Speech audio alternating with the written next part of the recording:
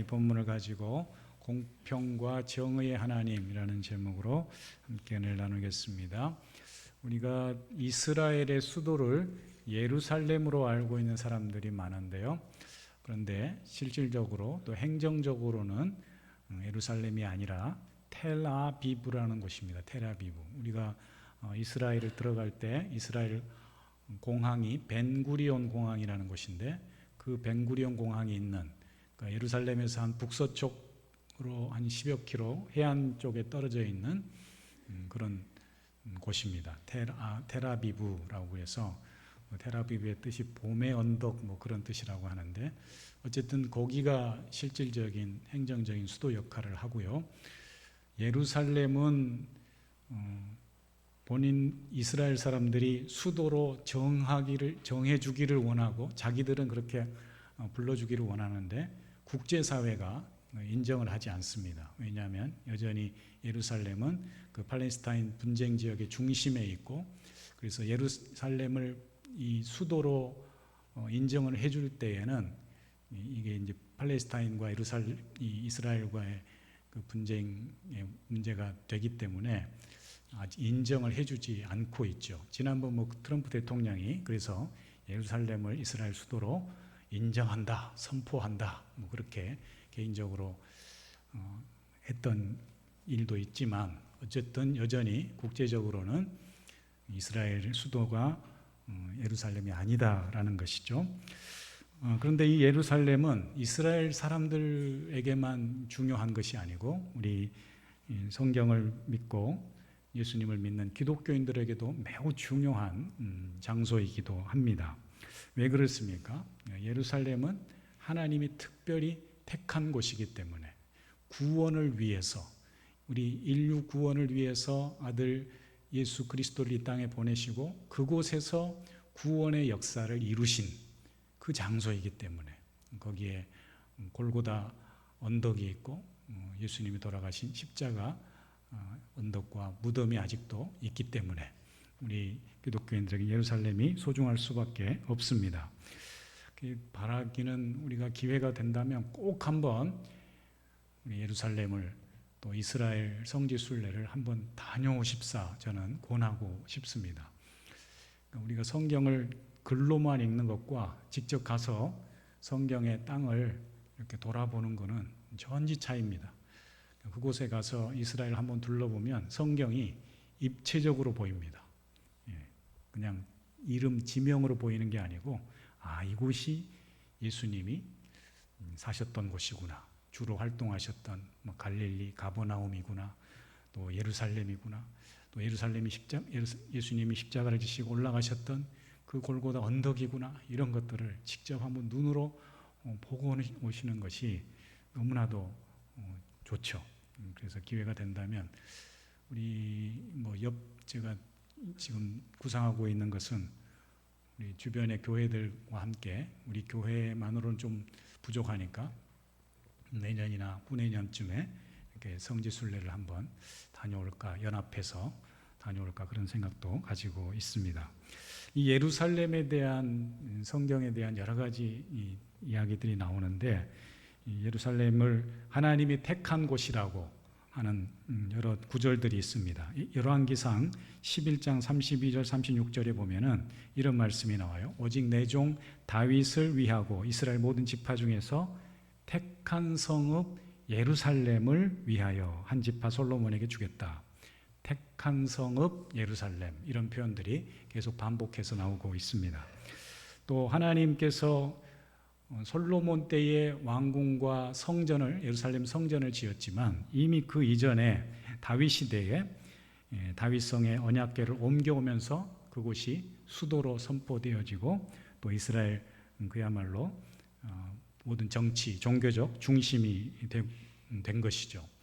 이 예루살렘이 처음 등장한 것은 이 구약 성경에 보면 창세기에 멜기세덱이라는 제사장이 나오는데, 그 멜기세덱에게 아브라함이 11조를 바쳤던 곳, 그곳이 바로, 먹을 것을 또 드렸던 대접한 그곳이 바로 예루살렘이라고 처음 등장을 합니다. 그런데 이 예루살렘이 여호수아 때 가나안 정복 때도 정복을 못합니다. 그 땅을 여부스 족속이 차지하고 있었는데 그곳을 점령하지 못하다가 BC 1000년경에 드디어 다윗 때에 그곳을 점령하고 다윗 성으로 칭하게 되고 예루살렘이 그때부터 주도적인 이 이스라엘의 중심이 되었다라는 것이죠. 그러니까 예루살렘이 이스라엘의 어떤 수도격 역할을 한 시간이 BC 1000년에 다윗이 정했다고 했으니까 지금으로서는 한 3000년이 지난 그런 시점에 우리가 살고 있다라고 할 수가 있는 것이죠. 그런데 오늘 우리가 읽은 이런 예루살렘이 이사야 예언에 의해서 심판과 멸망을 선포받고 있습니다. 예루살렘의 심판과 멸망을 이사야 선지자가 선포하고 있다라는 것이죠. 그 이유는 예루살렘이 신실한, 하나님이 택한 신실한 아내와 같은 그런 존재였는데 이제는 마치 창기와 같은 존재가 되었고 살인자들이 가득한 그런 악의 도시가 되었다고 말하고 있는 것이죠. 그래서 21절에 보면은 신실하던 성읍이 어찌하여 창기가 되었는고, 또 정의가 거기에 충만하였고 공의가 있었지만 이제는 살인자들 뿐이다, 이렇게 선포합니다. 사실 굉장히 슬픈 소식이죠. 하나님이 택한 예루살렘이 이제 이런 타락한 도시가 되었으니 하나님이 심판하지 않을 수 없고, 이사야 선지자가 에카라고 하면서 슬프다 이 도성이요, 어찌할꼬 이 도성이요, 이렇게 슬퍼하는 도시가 되고 말았다라는 것이죠. 그래서 이 이사야 선지자의 선포를 단식을 통해서 하나님의 슬픔이 전해지고 있습니다. 24절에도 보면은 이스라엘의 전능자가 말씀하시되 슬프다, 내가 장차 내 대적에게 보응하여 내 마음을 편하게 하겠고 내 원수에게 보복하리라, 이런 말씀이 나오고 있습니다. 예루살렘 성이 왜 이렇게 되었을까요? 하나님이 특별히 택하여 세운 거룩한 이 도성 예루살렘이 왜 이런 성이 되고 말았을까요? 그것은 바로 타락했기 때문에. 오늘 본문 말씀은 예루살렘의 타락을 두 가지로 지적합니다. 첫 번째는 영적으로, 종교적으로 타락했다라는 것이죠. 그래서 1절, 2절에 보시면은 예루살렘을 이 신부가 아닌 창기가 되었노라고, 살인자들이 가득한 악의 도시가 되었노라고 한탄하고 있습니다. 성경은 예루살렘을 종종 하나님의 아내 또는 하나님의 신부 이렇게 표현을 합니다. 그래서 이사야 저 뒤쪽에 62장에 가면은 62장 4절에 오직 너를 헵시바라 하며 내 땅을 뷸라라 하리니 이는 여호와께서 너를 기뻐하실 것이며 내 땅이 결혼할 처녀임이다, 이런 표현이 나옵니다. 그러니까 뷸라가 결혼한 여인, 결혼한 처녀, 이런 뜻이 있거든요. 그래서 시온 예루살렘 성을 뷸라라, 나와 결혼한 여인이다, 이렇게 부르고 있습니다. 그런데 오늘 본 말씀에서는 그 예루살렘을 아름다운 신부가 아니라 창기와 창녀와 같다, 이렇게 심각한 말을 하고 있는 것이죠. 또 살인자들로 가득하다, 살인자들 뿐이다 라고 말합니다. 즉 이스라엘의 영적인 타락, 종교적인 타락이 심각함을 이야기하고 있는 것이죠. 탄식하고 있습니다. 즉 하나님께서 바라던 하나님만을 바라보고 하나님만을 의지하고 하나님만을 섬겨야 될 예루살렘이 이제는 더 이상 결혼 상대자를 버리고 떠난 그 타락한 창녀와 같은 그런 여인과 같이 되었다, 이렇게 지적합니다. 그만큼 심각한 이스라엘의 이 영적 타락, 종교적인 배신을 지적하고 있는 것이죠. 두 번째로 예루살렘의 타락은 정치 사회적 타락입니다. 본문에서는 고관들, 재판장들, 이런 사람들의 타락이라고 표현하고 있는데요. 26절에도 보시면 내가 내 재판관들을 처음과 같이 내 모사들을 본래와 같이 회복할 것이라, 이런 말씀이 나와요. 그 앞절에 보시면 고관들을 패역하여 도둑과 짝하며, 고관들이 패역하여서 도둑들과 짝하고 뇌물을 사랑하고 예물을 구하고, 이렇게 돼 있어요.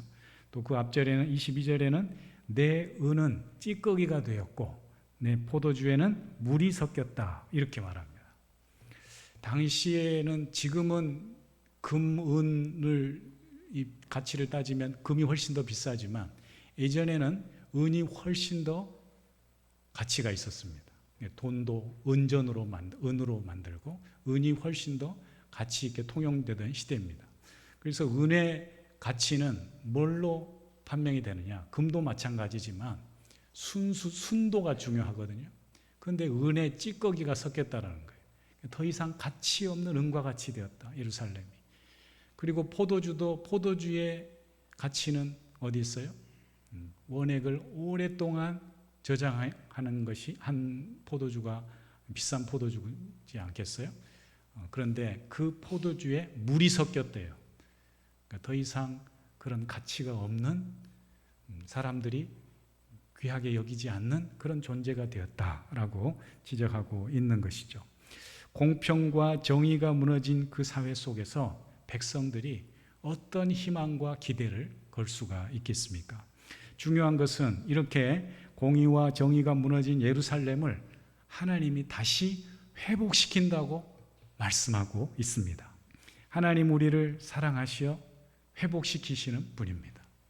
인류가 죄로 인하여서 타락하여 에덴 동산에서 쫓겨났지만 하나님은 이미 그 죄를 지은 그 시점부터 구원을 계획하시고 구원을 위해서 일하시는 분이신 줄 믿습니다. 하나님은 택한 거룩한 성 예루살렘이 지금 심각한 죄와 타락 가운데 있지만 이 성을 내가 의의 성읍으로, 신실한 성읍으로 회복시키겠다 이렇게 말씀하고 계신 것이죠. 신실한 성읍이 창기가 되었고 평화의 도성 의의 성읍이 살인자들로 가득하게 되었지만 하나님은 이제 이 타락한 예루살렘을 다시 회복시키시겠다 말씀합니다. 여러분, 회복의 하나님을 믿으시기 바랍니다. 또 25절부터 27절 말씀을 보시면 내가 또 내 손을 내게 돌려 내 찌꺼기를 잿물로 씻듯이 녹여 청결하게 하며 재판관들과 모사들을 본래와 같이 회복할 것이다 이렇게 말씀합니다. 시온은 정의로 구속함을 받고 그 돌아온 자들은 공의로 구속함을 받으리라 이런 말씀도 27절에 나오고 있습니다. 사랑하는 성도님들, 세상이 아무리 죄악으로 물들고 타락하였다 할지라도 하나님께서, 의의 하나님께서, 신실한 하나님께서 반드시 당신의 택한 성읍을, 당신의 택한 백성들을 회복시키시는 줄 믿으시기 바랍니다. 하나님이 택한 예루살렘을 의의 성읍으로, 신실한 성읍으로, 본래의 모습으로 회복시킨다고 말씀하고 있는 것이죠. 하나님의 백성들은 반드시 이처럼 정의와 공의로 구원받게 하실 것입니다. 동시에 하나님은 죄인들을 멸망케 하고 우상 숭배자들에게는 수치와 패배를 허락할 것이라고 이후에 28절 이하의 말씀에도 나오고 있습니다. 다음 우리가 읽은 그 본문의 다음 장인 2장에는 이런 말씀이 나와요. 2장 3절에 보면 많은 백성이 가며 이르기를 오라 우리가 여호와의 산에 오르며 여호와의 하나님의 전에 이르자 그가 그의 길을 우리에게 가르치실 것이라 우리가 그 길로 행하리라 하리니 이는 율법이 시온에서부터 나올 것이요 여호와의 말씀이 예루살렘으로부터 나올 것이다. 이게 뭘 의미할까요? 하나님께서 예루살렘을 회복시키시겠다. 예루살렘을 공의와 정의로 구속함을 받게 할 것이다. 그 말씀이 예수님의 오심을 통하여서 예수님이 그 예루살렘 성에서 십자가를 지심으로 그 구원이 완성된 줄 믿습니다.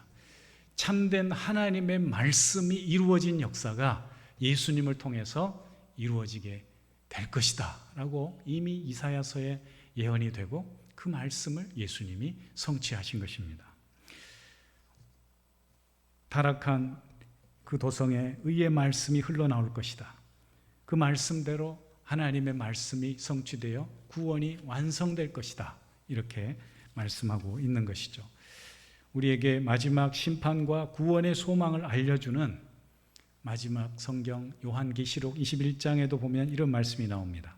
또 내가 보매 거룩한 성 새 예루살렘이 하나님께로부터 하늘에서 내려오니 그 준비한 것이 신부가 남편을 단장한 것 같더라.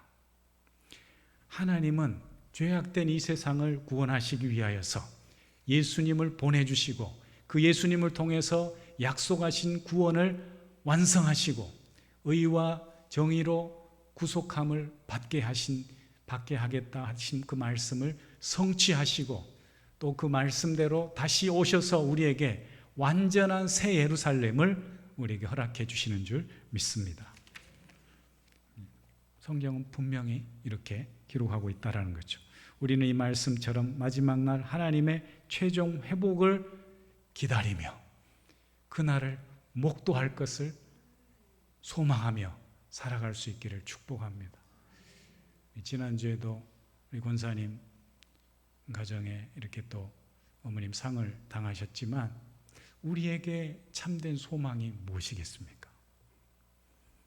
하나님이 예수님을 보내셔서 마지막 이 세상을 심판하실 때 하나님의 백성들을 주를 믿고 신앙을 고백하고 천국에 간 모든 그 하나님 나라 백성들이 함께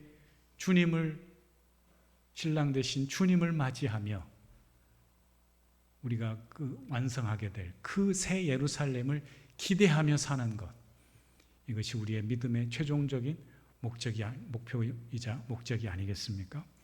여러분, 그날을 기대할 수 있기 바랍니다. 오늘은 사실 종려주일입니다. 종려주일이라는 것은 종치는 주일이 아니고 종려나무 아시죠? 종려나무 가지를 꺾어서 흔들었던 예수님의 그 예루살렘 입성을 환영했던 그 주간을 기념하는 주일입니다. 그래서 오늘부터 예수님이 예루살렘에 입성하시고 한 주 동안 예수님이 제자들과 유월절 만찬을 하시고 그날 밤에 붙잡혀서 그 다음 날 돌아가신 그 주간이 이번 한 고난 주간, 한 주간이 되는 것이죠.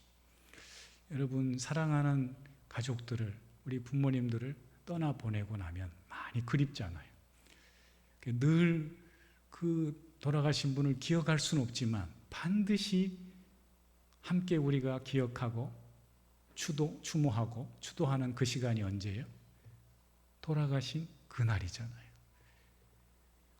하나님이 우리를 구원하시기 위해서 아들 예수님을 보내주시고 그 아들 예수님이 우리를 살리기 위해서, 우리를 구원하시기 위하여서 십자가 위에서 모든 걸 다 내어주신 그날, 하나님께서 우리에게 온전한 그 사랑과 공의를 다 보여 펼쳐주신 그날, 우리 그날은 기억해야 되잖아요. 우리를 살리시기 위하여 십자가에 죽으신 그날, 예수님이 돌아가신 그날은 기억해야 되지 않겠어요? 이번 한 주간은 좀 더 우리가 평소에 할 거 다 하시고 즐길 거 다 즐겼다면 조금 절제하시면서 내가 좋아하던 것들을 좀 금식 절제하면서 커피를 하루에 석 잔 마셨다 그러면 한 잔으로 줄이시고, 매일 나는 커피를 안 마시면 안 돼, 머리가 안 돌아가, 이런 분이 있잖아요. 그런 분은 커피를 한번 끊어보시고 좋아하는 것들도 좀 절제하시고, 하루에 스마트폰을 붙들고서 사셨다면 좀 스마트폰도 끊고 절제하고 TV도 좀 절제하고 그런 시간들을 좀 보내면서, 그냥 그렇게 절제하는 시간이 중요한 게 아니고 그 시간에 우리 주님을 한 번 더 묵상하시고, 내가 살아가는 이유, 내가 이 땅 가운데서 하늘을 소망하며 하나님의 백성으로 살아갈 수 있는 그 은혜에 감사하면서 그렇게 한 주간을 묵상 가운데 지낼 수 있기를 바랍니다. 예수님께서 십자가를 지시기 위해 어린 나귀를 타고 예루살렘에 입성하는 그날입니다. 사람들이 나와서 겉옷을 깔고 종려나무 가지를 흔들면서 호산나 찬송하리로다 주의 이름으로 오시는 이여, 이렇게 예수님을 맞이한 그날이 바로 오늘입니다. 예수님의 오심, 세상의 군왕이 오심은 세상의 군왕의 오심과 같은 그런 세상적인 세속적인 그런 퍼레이드가 아니었습니다. 어린 나귀 새끼를 타고 겸손하게 평화의 왕으로 오신 주님을 친히 보여주셨습니다. 죄로 무너진 예루살렘이 의의 성읍, 정의와 공의로 구속함을 받게 될 그날을 친히 그 온전한 회복을 이루시기 위하여서 친히 첫 발걸음을 뗀 날이기도 합니다. 마치 웅장한 오케스트라 교향곡이 진행되기 위해서 처음에 서곡이 막 시작되는 것처럼 예루살렘 그 구원의 십자가 사건을 완성하기 위해서 지금 예수님이 어린 나귀를 타고 예루살렘으로 입성하고 있다라는 것이죠. 그래서 스가랴서 9장 9절에는 이렇게 예수님의 예루살렘 입성을 예언하고 있습니다. 시온에 따라 크게 기뻐할지어다. 예루살렘에 따라 즐거이 부를지어다. 보라, 내 왕이 내게 임하시나니 그는 공의로우시며 구원을 베푸시며 겸손하여서 나귀를 타시나니 나귀의 작은 것 곧 나귀 새끼니라. 그 다음 절 9절 다음에 10절이 더 중요한데요. 내가 에브라임의 병거와 예루살렘의 말을 끊겠고 전쟁하는 활도 끊으리니 그가 이방 사람에게 화평을 전할 것이다. 예수님께서 우리에게 우리 이 복잡하고 시끄럽고 고단한 삶을 살아가는 우리 인생들을 위해서 참된 평화, 참된 생명을 주시기 위해서 이 땅에 오셨고 그 일을 성취하시기 위해서 예루살렘에 지금 나귀를 타고 들어가고 계시다라는 것이죠. 예수님은 이 땅에 오셔서 십자가를 지심으로 성경에서 약속한 예루살렘의 의의 회복, 또 온 세상의 구원과 평화의 회복을 보여주셨고 성취하신 분인 줄 믿습니다. 우리는 이미 2000년 전에 오셔서 선지자의 그 말씀을 예언의 말씀을 성취하신 그 예수님이 이제 반드시 다시 오셔서 이 땅의 온전한 구원과 의와 공평의 회복을 이루실 줄 믿습니다. 이제 지방 국회의원 선거가 한 달 앞으로 다가왔다고 하는데요. 여러분 잘 모르겠습니다. 다 그 사람이 그 사람인 것 같아요. 우리 최선을 다해서 선거를 해야 되겠지만 여러분 오직 우리의 소망은 하나님께 있는 줄 믿습니다. 아무리 훌륭한 지도자가 나와도 제한적인 거예요. 그들이 우리에게 진정한 평화와 생명을 주지 않아요. 하나님만이 우리에게 참된 의와 공평과 정의와 참된 평화를 이루는 그 하나님 나라를 우리에게 허락하시는 줄 믿습니다. 이 땅의 모든 교회는 그렇기 때문에 하나님 나라의 회복의 전진 기지로서 공평과 정의, 신실함과 평화의 실현을 위해 힘써야 합니다. 세상이 어떠하다 할지라도 교회는 결코 세상의 힘에 의지하는 것이 아니라 오직 하나님 나라 회복을 꿈꾸며 말씀을 성취해 가시는 그 하나님을 붙잡고 오늘도 말씀에 귀 기울이고 말씀에 순종하는 삶을 살아가는 저와 여러분이 될 수 있기를 주의 이름을 축원합니다. 기도하겠습니다. 하나님 아버지, 공평과 정의의 하나님께서 우리에게 그 온전한 하나님 나라를 약속해 주셨사오니 그 말씀을 붙들고 이 세상 가운데 우리도 의와 공평의 삶을 살아가며 선포하며 우리에게 참된 회복의 나라를 주실 그 하나님을 기대하며 다시 오실 주님을 사모하며 살아가는 우리 모두가 되게 하여 주시옵소서.